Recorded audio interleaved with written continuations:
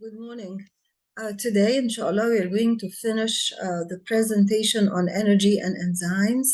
Last time in class, we stopped here.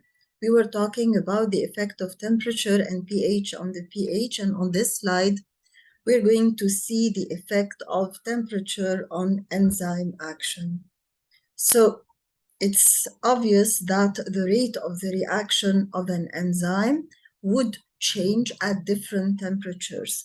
And the graph here, or the curve, shows us the relationship between the temperature in degrees Celsius and the rate of the reaction. And of course, the rate of the reaction can be calculated by the rate of product formation. For example, how many grams of the product are formed per unit time. So whenever we say rate, so it is a quantity per unit time. Whenever we say, of course, the easiest thing is to measure the mass, for example, per unit time. Of course, it's much, much easier than measuring the number of molecules per unit time. It's almost impossible to determine the number of molecules with the ordinary tools. In this graph, we see, of course, that there is a peak for the curve. And that peak means what? If we project it downwards, if we project a perpendicular downwards, it would meet the x-axis at the value 40, which means that for that particular enzyme, which most probably is not an enzyme in the human body because its temperature, the optimum temperature is 40, which is not the temperature of the human body. So you might get that graph on the exam, and they might ask you, can this enzyme be an enzyme in the human body? Most probably not, because the optimum temperature is 40. How could we define the optimum temperature? It is the temperature here on the x-axis that gives you the maximum Y value, or the maximum activity of the enzyme as indicated by the rate of the reaction. So the activity of the enzyme is determined by, we start here, the activity of the enzyme is determined by the rate of the reaction, and the rate of the reaction is determined by the rate of product formation. This is the sequence we should say the answer in. Now, if you go higher, if you make the temperature higher than the optimum temperature, or make it lower than the optimum temperature, meaning that the farther you go away from the optimum temperature, the lower the activity of the enzyme. For example, at temperature 55, for example, if I project a perpendicular upwards and then go horizontally until I meet Y, so definitely Y2 is less than Y1, and the activity at 55 degrees Celsius is lower than the activity at 40, although theoretically, we would be expecting that elevating the temperature increases the kinetic energy. Yes, that's true, but up to a certain level, and this is what we're going to explain now. If you have a lower temperature, for example, at 10, for example, it would have the same. So the activity of the enzyme at 10 is similar to the activity of the enzyme at 55, and both are lower than the activity of the enzyme at 40. Why does this happen? This happens because as you increase the temperature above the optimum temperature, a process of denaturation occurs, meaning that denaturation, of course, as you know, is a process of disruption. You can explain it, of course, in various ways, but it is disruption of the original 3D configuration of the enzyme. It is a disruption of the original 3D configuration of the enzyme because of the extremes of temperature. And this is due to breaking down of the bonds that originally maintained the 3D configuration. But as we go lower, why does the enzyme activity diminish? In such a case, it would not be due to denaturation. And this is very important. Lowering the temperature below the optimum temperature will lower the enzyme activity, but not because of denaturation. Colder temperatures do not cause denaturation, but all what they cause is a diminution in the kinetic energy. So as you go towards lower temperatures, there is a diminution in the kinetic energy. And as you go higher towards the optimum temperature, you will have an increase in the kinetic energy, but up to a certain level. If you raise the temperature further, it's true that the kinetic energy will be increasing, but this will not be reflected on enzyme activity because meanwhile, there would be another destructive process, which is denaturation. So the regulation of enzyme activity, we talked before about the factors that affect enzyme activity. So we talked about pH on that slide. We talked about the concentration of the reactants, the pressure, the temperature, the presence or absence, of course, concentration of the reactants, pressure, temperature, the presence or absence of enzymes, the nature of the reactants, all this affects the reaction rate. But now we're going to talk about the factors that affect the enzyme itself. So, of course, the factors that affect the enzyme itself, the molecule of the enzyme itself, of course, we have the pH, because it might change the configuration of the enzyme. We have the temperature, because also it might increase either the kinetic energy or the conformation of the enzyme. pH does not have anything to do with the kinetic energy. It's just related to the shape or conformation of the enzyme, but the temperature is related to both the shape of the enzyme and the kinetic energy of the molecules. And there are other factors that might affect the enzyme action. So what I want to stress on or to highlight here is that not all the factors that affect the rate of the reaction would be factors that affect enzyme activity. So we have to be very careful when we read the questions. So factors that affect the enzyme are the pH, they are the temperature, but there are other factors that we'll be discussing here, like, for example, the presence of cofactors and coenzymes. This we discussed before, cofactors, coenzymes, allosteric effectors. They might be allosteric stimulators or allosteric inhibitors. So when you mention, again, when we were mentioning all these 10 factors that affect the reaction rate, you should work on this while studying and filter those that affect enzyme action and those that do not affect enzyme action but affect the rate of the reaction. For example, the surface area of the molecules, for example, this does not affect enzyme action, but it affects the rate of the reaction. They do not affect the enzyme itself. Similarly, orientation. Are the molecules that are reacting in the proper orientation, yes or no? If it is the enzyme that helps them to be in the proper orientation, but if they are not in the proper orientation, this does not affect the enzyme itself. But for example, if we come to pH, pH affects the rate of the reaction through affecting the enzymes. I hope this concept is clear.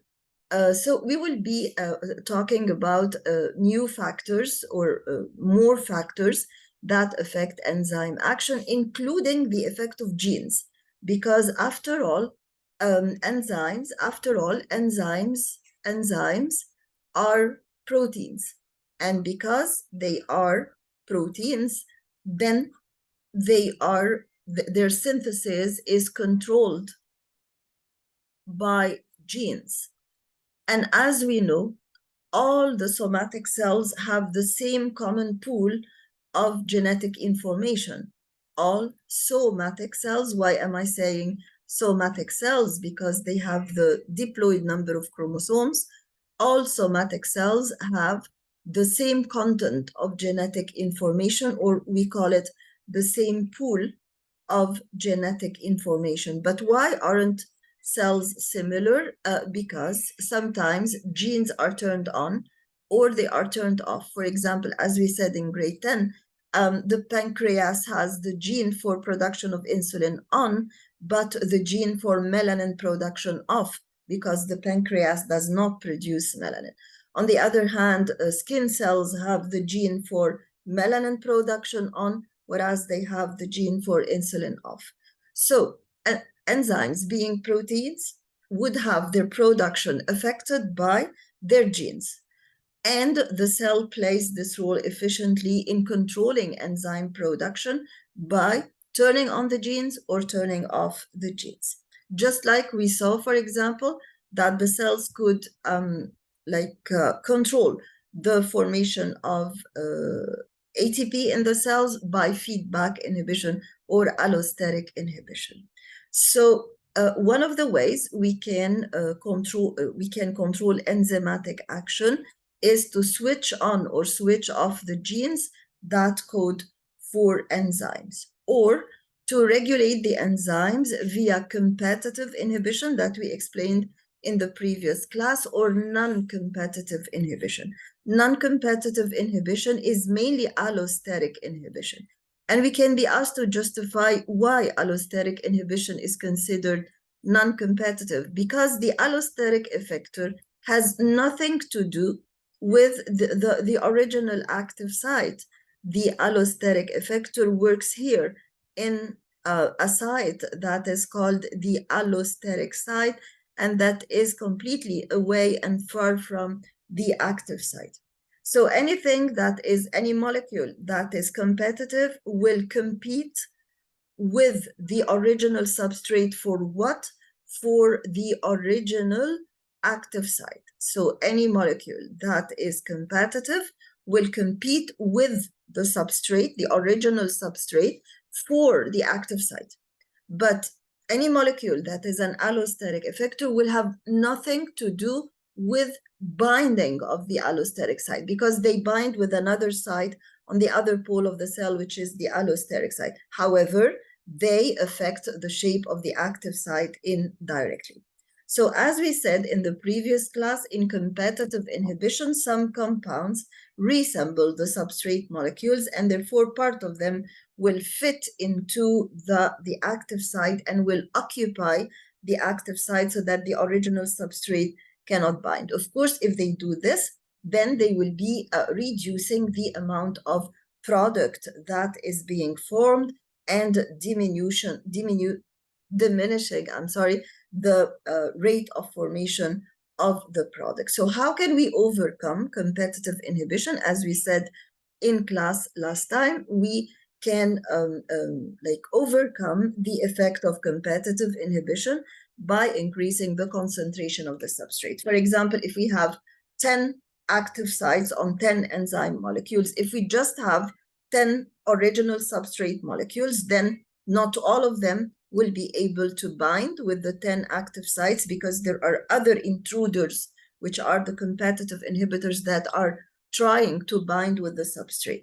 But if we have only 10 active sites and we put 30, for example, original substrate molecules, then here, as we said last time, the likelihood or the probability of the original substrate molecules to bind with the 10 active sites would be higher. So the more you increase the original substrate concentration above the concentration of the competitor, the more you get a substrate, a product.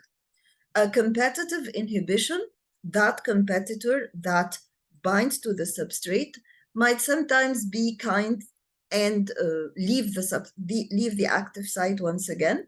So we call this reversible competitive inhibition. But if that competitive inhibitor fits into the substrate like for a long period of time or permanently, then it is a non-reversible competitive inhibition. Of course, non-reversible competitive inhibition is much more serious than reversible competitive inhibition. Here, of course, you can see that we have an enzyme, and that enzyme has an active site, and here is the substrate that should be fitting with that part with the active site, and here is the inhibitor. So there is great similarity between the two in the shape, in the conformation, so we call the inhibitor a mimic of the original substrate. And therefore, if that mimic binds with the active site, it prevents the original substrate from binding, and it forms what we call an enzyme inhibitor complex instead of forming an enzyme substrate complex. And therefore, there would be no reaction because the competitor directly, and directly here is very important. Directly means not through an allosteric site. And this diagram shows you something else that's very important. Competitive inhibition does not only occur in ordinary enzymes that do not have an allosteric site, but they also occur in allosteric enzymes. This is an allosteric enzyme because it has another site here that is liable to bind with an allosteric molecule. But if there is an allosteric inhibitor that binds here to change the shape of the active site, then in such a case, this inhibition would be indirect inhibition without competition. It would be an indirect inhibition without competition. So inhibition can be direct inhibition, of course, of an enzyme can be direct inhibition, and that direct inhibition should be competitive because there is a competitor that binds with the original substrate molecule, but it might also be indirect. And if it is indirect, it would be through the allosteric site. And if it is, if it is through the allosteric site, then it cannot be competitive. It is non-competitive, okay? So non-competitive inhibition, here we're talking about allosteric inhibition. It's, as I've just said, it is non-competitive because it is an indirect inhibition. And it is, why is it indirect? Because it is through binding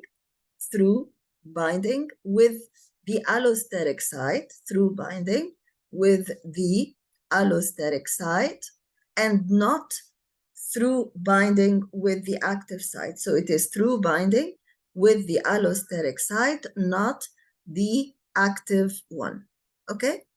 So some enzymes, as we said before, we explained all this in the previous class, but I'm just wrapping up everything and making sure that all the slides of the presentation have been covered. So allosteric enzymes means that they are capable of changing their shape, and of course this will affect their efficiency, either increase their efficiency or decrease their efficiency. How can we calculate the efficiency of an enzyme? By calculating the rate of the reaction. So we might have allosteric effectors. The broad name is the general name is an allosteric effector for the molecule that can bind with an allosteric site.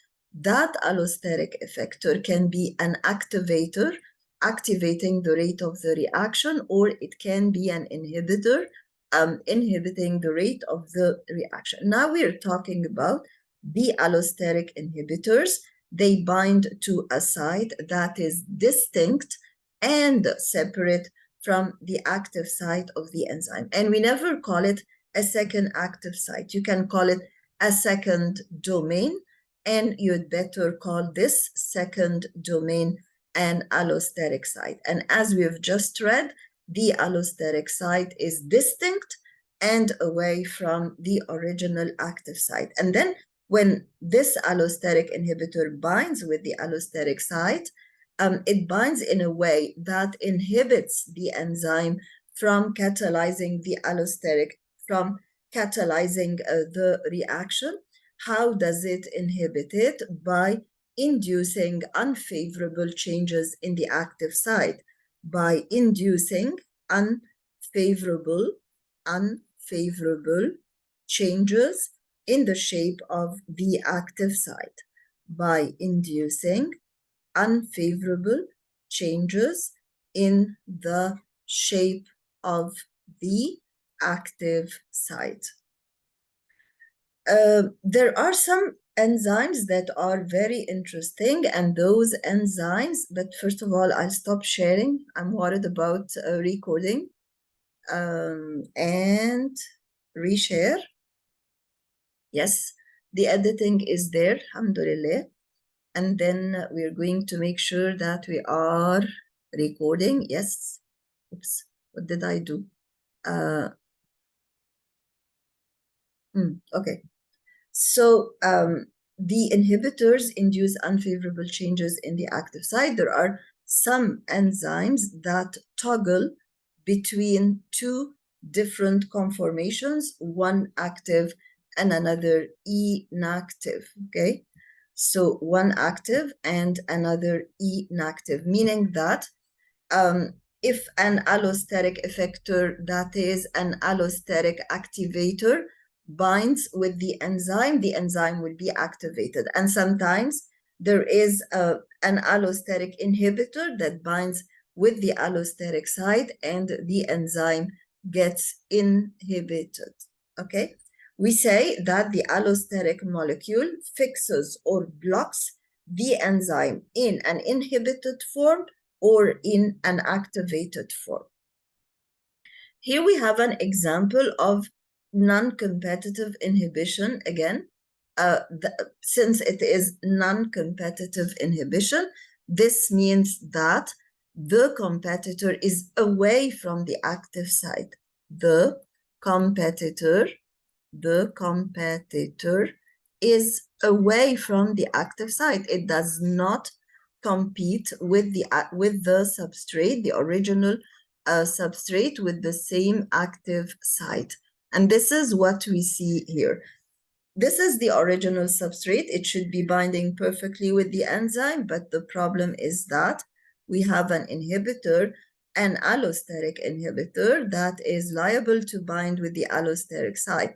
And when it bonded itself to the allosteric site, you can definitely see the change that occurred in the shape of the active site. Here, the shape of the active site had an apex, but here the shape of the active site has a flattened bottom, as you see, and therefore the substrate is no more liable because of the competitor. It's no more liable to bind with the active site and therefore to produce a product. And all this has been done while the allosteric inhibitor is binding to a very far domain, which is the active site. This is again called the enzyme inhibitor complex. Here again, we have a substrate that could bind with the active site, and then when there is an allosteric enzyme, so what happened here is a change in the conformation, maybe also in the charges, a change in the conformation of the active site, meaning that there are some bonds that are broken, other bonds that are formed, a change in the conformation of the active site. And that change was an unfavorable change, so that the active site is no more capable of binding with the substrate, and that change is induced by that evil allosteric inhibitor that could be a medication, for example, or a toxin that you have ingested. Here is a diagram that shows you the difference between allosteric inhibition and allosteric activation. Here you see that the inhibitor is fitting with the allosteric site, and the active site has changed in conformation so that the substrate is no more capable.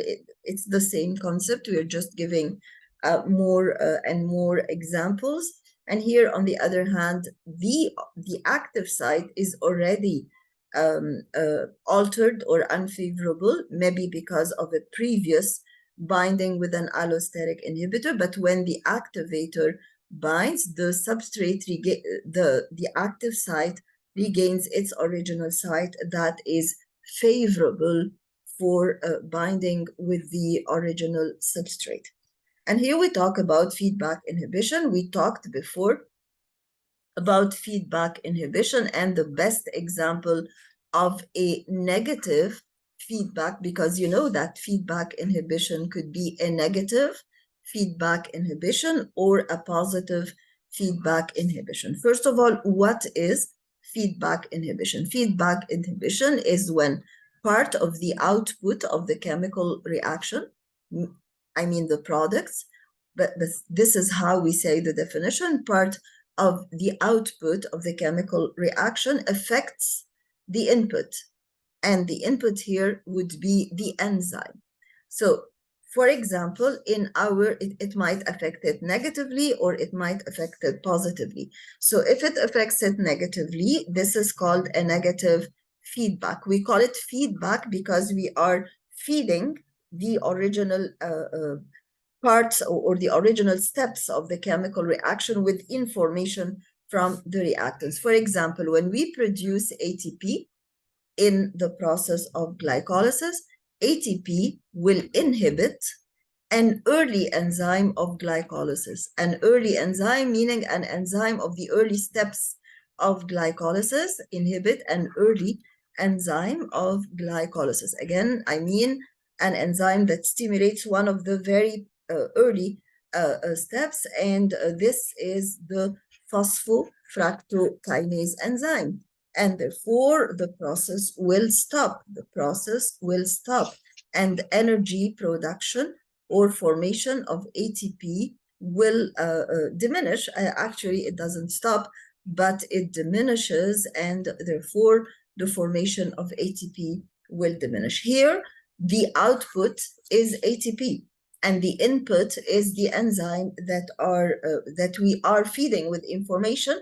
Mr. Phosphofructokinase, please, we're going to diminish your action. You need to slow down because there are abundant ATP molecules in the cell. Who is going to feed back, or which molecule is going to feed back phosphofructokinase with that information? The product itself, ATP. So this is a kind of negative feedback inhibition. And in the negative feedback inhibition, part of the output affects the input to reach homeostasis or to reach equilibrium. On the other hand, we sometimes have a chemical reaction. For example, A gives B and B gives C. And when C is produced, which is here the output of the chemical reaction, it will increase the activity of the enzyme, the activity of the enzyme here. Of course, if we do this, then C will continuously increase in the cell, because every time a small amount of C is formed, it will feed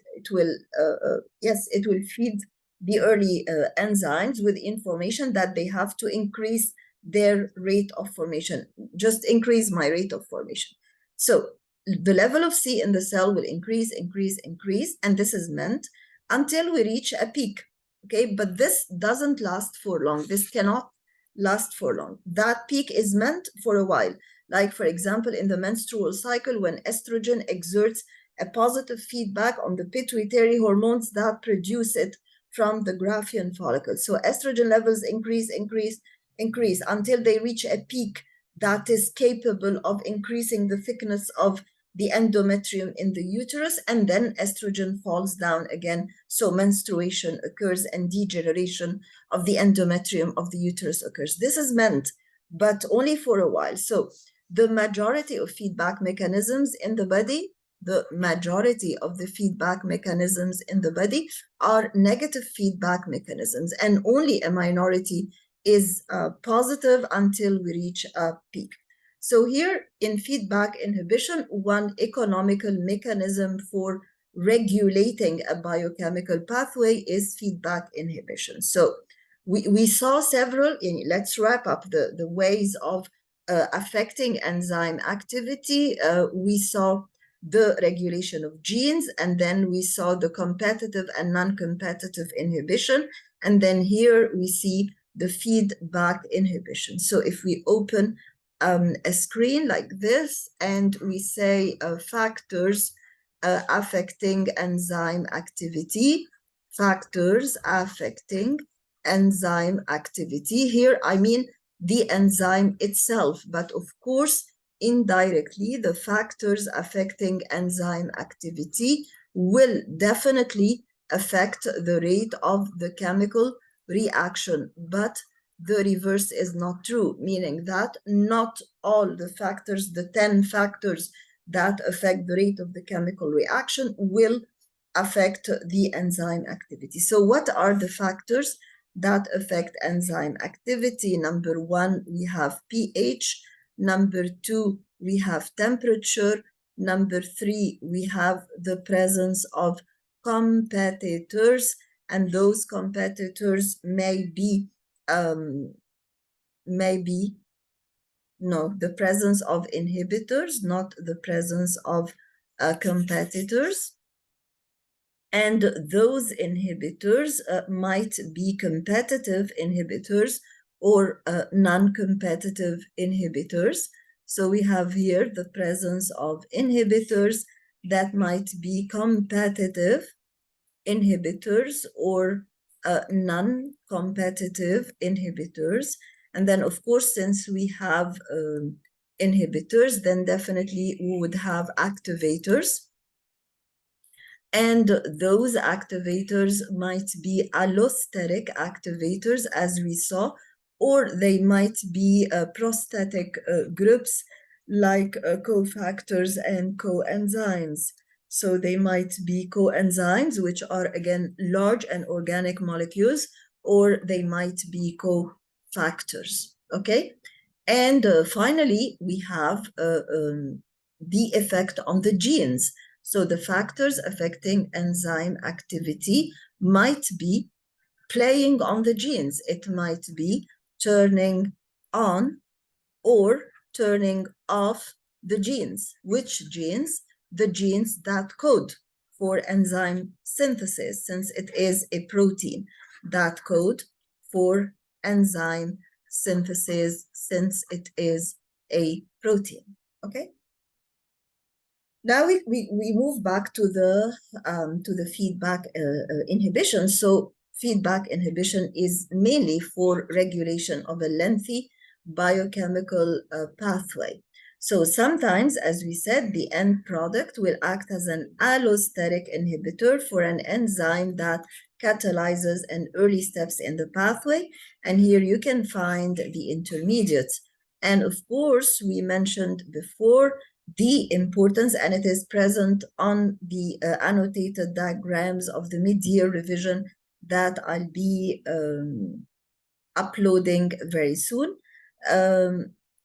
The importance of a biochemical pathway, first of all, that there might be a small amount of energy that is released every step, and therefore the body is capable to deal with those small packets of energy or small amounts of energy and be able to store them in the form of ATP molecules. So this is the first importance of a biochemical pathway. So again, what I'm explaining here is the importance of any process being a biochemical pathway, meaning that it has many steps where the product of one reaction is the substrate for another reaction. So that product of the first reaction will be considered a substrate for the second reaction. But being formed of many steps,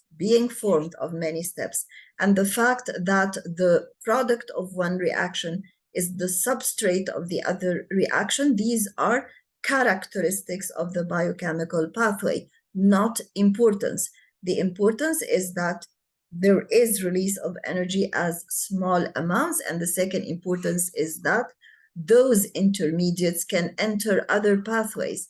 They can join other pathways in the human body. Now, of course, this is an example of, or this is a very detailed explanation of ATP and how ATP acts as an allosteric inhibitor of phosphofructokinase. So here you have the substrate, which is fructose 6-phosphate. This is fructose 6-phosphate, and this is the active site or the catalytic site. And here we have two allosteric sites. So that enzyme, which is phosphofructokinase, has two allosteric sites. Two allosteric sites, two allosteric sites, one for ATP and one for AMP. Okay, so what happens is when you have a lot of ATP in the cell, then it is ATP that will bind with one of the two catalytic of the allosteric sites, and this proves you that you can have more than one allosteric site. You can have more than one allosteric site. And when ATP binds with phosphofructokinase, it changes the shape of the active site, as you see, so that the active site is no more favorable. So this is an unfavorable conformational change in the active site. It is an unfavorable conformational change in the active site. But when we have, and this is meant in order to diminish the formation of ATP and regulate the reaction. But when we have very few ATP molecules in the cell, of course, that allosteric site for ATP will not find enough molecules of ATP. So some enzymes would have free or empty active sites. And in such a case, AMP will bind with the allosteric site, and there would be a favorable change in the conformation of the active site. So the reaction proceeds. And when the reaction proceeds, the reaction, which is glycolysis, of course, we are going to form ATP molecules. Okay. And now we'll be talking about another factor that affects enzyme activity, and we could have added it, but actually it was on a screen and it has been erased. So cooperativity is one of the properties of enzymes, and at the same time, it is one of the properties that affect enzyme action. So cooperativity is a type of allosteric activation. What happens actually is that the binding of one substrate molecule to one, in such a case, the enzyme is not only allosteric, but the enzyme is, or the molecule is made of several parts. So for example, say that the molecule is made of 4 parts, and it is like hemoglobin, for example. Hemoglobin is not an enzyme, but it is a protein molecule that binds to oxygen, to 4 oxygen molecules. So actually what happened, but this might happen in enzymes. So that's why we're getting here under enzymes. So when the first oxygen molecule binds with the its corresponding site on the hemoglobin, or corresponding domain on the on hemoglobin, which is actually the heme part of hemoglobin, this facilitates the binding of the rest of the oxygen molecules, and the molecule will be fixed in that position that is favorable for oxygen binding. So the binding of one substrate molecule, for example, oxygen, in case of hemoglobin, to one active domain of one subunit of the enzyme or of the protein molecule like hemoglobin, will cause a change in the entire molecule and lock or fix all subunits in an active position. An active position is a position here, or an active position here is a position, means a position that is capable of binding with the substrate. And this is very important because it amplifies the response of an enzyme. Actually, I would rather say it would like make it faster, it would speed up, or it will enhance the response of the enzyme. So this means that, because amplify means that it would give more and more, more than normal, or might give the false impression that it would give more than normal product, but actually it makes the remaining steps faster. Okay, so here we have a binding of one ligand molecule will affect the, here this statement says that binding of one ligand molecule affects the binding of subsequent ligand molecule. In the example, we saw an oxygen.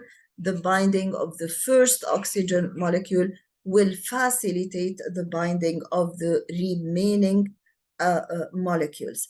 It's interesting to know that there is positive cooperativity, and like everything in our life, there is a positive aspect and a negative aspect.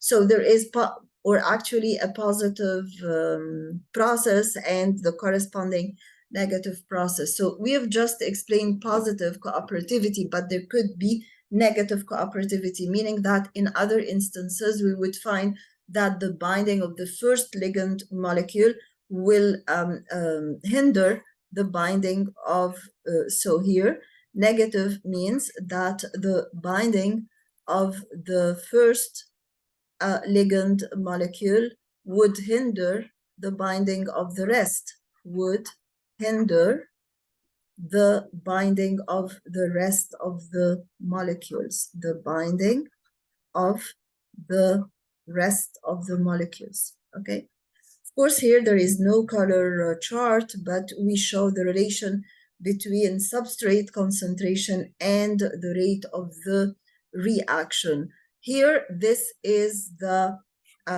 ordinary curve, which we explained at the end of the previous class, but here this is the cooperativity curve. And the cooperativity curve is a type of allosteric activation or inhibition, because actually there is a change in the conformation of the active sites. So in cooperativity, what happens is that, see here, in the ordinary curve, if we compare those two, if we compare here in this interval, see here the slope of the curve is much slower. That curve is a steep curve, Why is it a steep curve? Because it is positive cooperativity, because the binding of the first oxygen molecule enhanced the binding of the remaining three, and therefore the process occurs very fast. And if it were an enzyme, if hemoglobin were an enzyme, so this rapid binding of the subsequent ligand would give you more and more of the product. Here you can see in a positive cooperativity how the binding of the first substrate molecule, see here how the active site looked, and see here how the active site looked. Here this is an inactive active site or enzyme configuration, whereas here this is an active configuration. Not only is it an active conformation or configuration of the enzyme, but it is stabilized, because there is a kind of lock, as we said. When the first molecule binds, it locks the rest of the molecules in an active site. So the factors affecting enzyme activity, or sometimes on the exams, they ask you the impact of the environment on enzyme action. And that's why being trained on the type of questions and the type of wording in AP biology questions is always beneficial, because instead of saying the regular question, what are the factors affecting enzyme activity, they would say, what is the impact of the environment on the enzyme action? So we have studied temperature, we have studied pH, we have studied allosteric activation and allosteric inhibition, cofactors, coenzymes, competitive inhibition, and of course, you know that allosteric is non-competitive. a substrate concentration, of course, because this is the environment of the enzyme, but actually I wouldn't say enzyme concentration on the enzyme, on the effect of the environment, but it would be part of the factors affecting enzyme activity. So factors affecting enzyme activity is broader than the impact of the environment on enzyme action because it includes more factors. Of course, we studied temperature, and the optimum temperature, of course, is the range of temperature at which the enzyme activity is maximum. And actually, it is a range, meaning that it's not just a point, but a range, meaning that all this range on the x-axis, this is the optimum temperature. For example, like in the human body, between 36.8 and 37.2 degrees Celsius, this is the range of optimum temperature. We talked about this, and we said that below the optimum temperature, any increase in the temperature, if you are below the optimum temperature, for example, if you are at temperature 20 Celsius and you want to go towards the optimum temperature, which is 37 degrees Celsius in the human body, so any change above this low temperature will increase the kinetic energy and therefore the rate of collision. And as you know, when the rate of collision increases, the rate of the chemical temperature increases. But if temperature increases above the optimum range, although the kinetic energy continues increasing, yet there is another evil, harmful process called denaturation, which results in, we are wrapping up, and we explained all this. It results in a conformational change, and it is irreversible. It is very important to know the characteristics of denaturation. They are it's an irreversible process, and it results in a permanent loss of catalytic activity of the enzyme. So it is the characteristics of denaturation. The characteristics of denaturation. First of all, it is an irreversible process. Second, it results in conformational changes. So let's say irreversible conformational changes, and it results in an irreversible or permanent loss of the catalytic activity of the enzyme. Irreversible loss of the catalytic activity of the enzyme, okay? On the other hand, if the temperature lowers down, as we said, the rate of collisions will decrease and the kinetic energy will decrease. Of course, you know that above or below the optimum pH range, enzyme activity will decrease.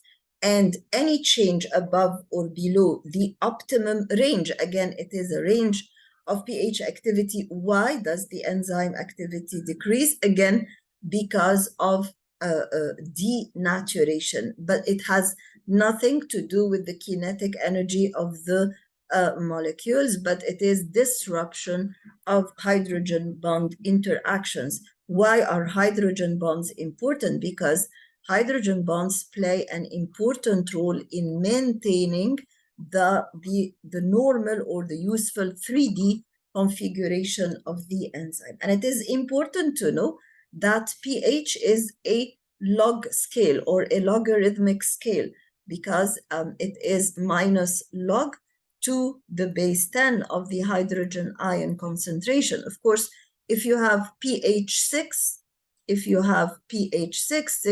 is minus log to the base 10 of 10 to the power minus 6. So here the hydrogen ion concentration would be 10 to the power minus 6. And if the pH is less acidic or more alkaline, it would be minus log to the base 10 of 10 to the power minus 7.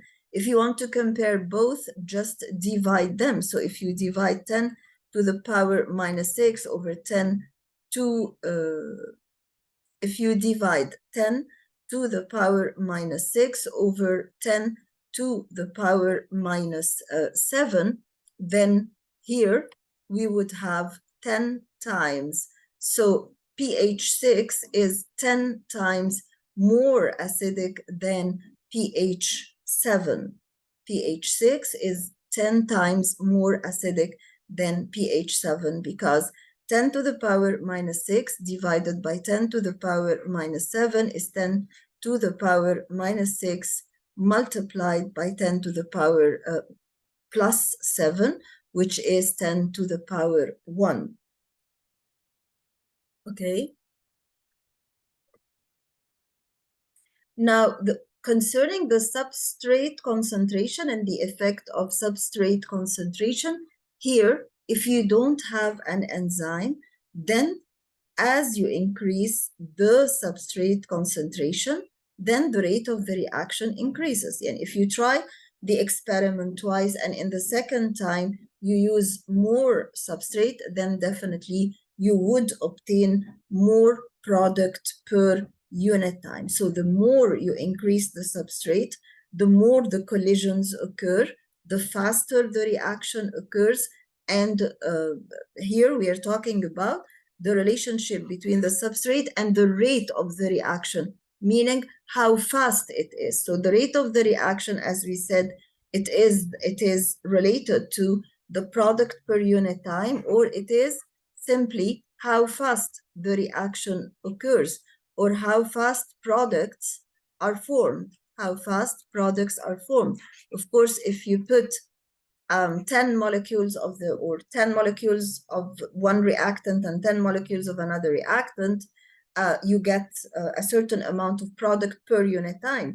But if you put 100 and 100, then per unit time, of course, definitely, because of the increased collisions and because of the increased reaction, you would have more substrate, more product. So the substrate concentration is very important for the relationship, here is a direct relationship. They are directly proportional to each other. The more you increase the substrate, the more you increase the rate of the reaction.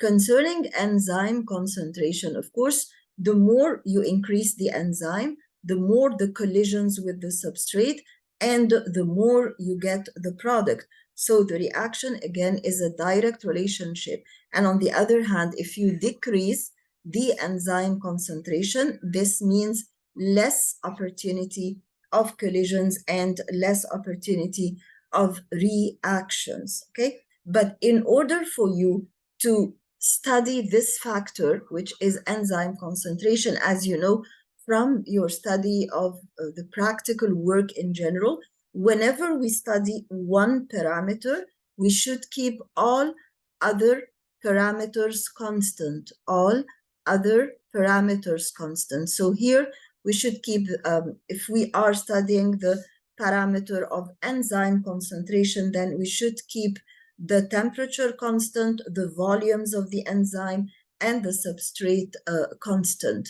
But here there is an important term that we have to know, which is excess of substrate, meaning that in order to study the real effect of a change in enzyme concentration on the rate of product formation, you should have the substrate constant. That's true. It's a constant parameter in such a case, but it should be in excess, because if it's not in excess, you would face a problem, meaning that suppose you increase the enzyme concentration, for example, from 10 grams to 100 grams. So you increase the enzyme concentration 10 times, and you want to see that effect on the rate of product formation. So you are expecting the product formation to increase. But how would the product formation rate increase if you don't have enough substrate? So if you want to study the effect of enzyme concentration on the rate of the reaction, you should use excess of substrate so that the substrate would not be a limiting factor of the reaction. Otherwise, it would disturb your study of the effect of enzyme concentration. So why are we using an excess of substrate? So that substrate concentration is not a limiting factor. So that substrate concentration is not a limiting factor. Okay? So if substrate concentration is not a limiting factor, if substrate concentration is not a limiting factor, sorry, because, what did I do? If substrate concentration is not a limiting factor because we have excess of the substrate, then the relationship would be like this. As you increase enzyme concentration, then the rate of the reaction would be a straight line. In order for that to be true, you should have, you always should say in the presence of excess substrate. You should always say in the presence of excess substrate. But let's see now what would happen if we increase the enzyme concentration in the absence of excess substrate. Of course, if there isn't enough substrate, or if the substrate concentration is limited, then substrate concentration would be a limiting factor. How would it be a limiting factor? It would be a limiting factor in that way. If you plot, again, enzyme concentration, again, against rate of the reaction, at the beginning, as you increase enzyme concentration, the rate of the reaction will increase, but after a certain time, you would obtain a plateau. Meaning what? Plateau means a constant rate of the reaction. So there is zero change in the rate of the reaction. The rate of the reaction is constant. Okay? Why is it constant? Because at a certain time, you increase the enzyme, but there is no increase in the rate of the reaction because there isn't enough substrate. So this is the enzyme concentration versus the rate of the reaction in the presence of excess, substrate. And this is, no, there is no graph for the presence of for the absence of excess substrate, but it would be like this, okay? Okay, thank you guys, and I wish this video was useful. And of course, if you have any questions, you can send them on WhatsApp. I'll be reviewing all the videos, and if there is something that I find ambiguous, or maybe if there is a mistake in what I said, I would be contacting you and sending you messages via WhatsApp or saying them in the classroom. Thank you so much. Bye.